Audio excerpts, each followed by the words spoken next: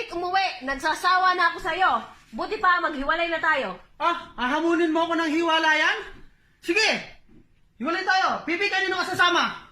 Kay Mama! Clyde, kanino ka sasama? Si Mama! Avril, kanino ka sasama? Si Mama! Sige! Sama-sama tayo kay Mama! Ayos eh! Sa akin ka rin pala sasama?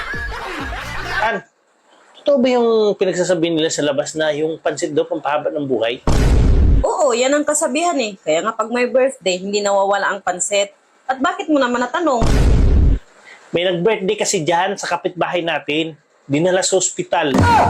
Bakit naman dinala sa ospital?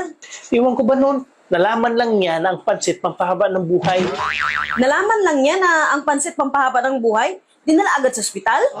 Para daw mas mahaba ang buhay niya, kumain ng 5 bandihadong pansit. Ayun, pumutok yung balon-balunan.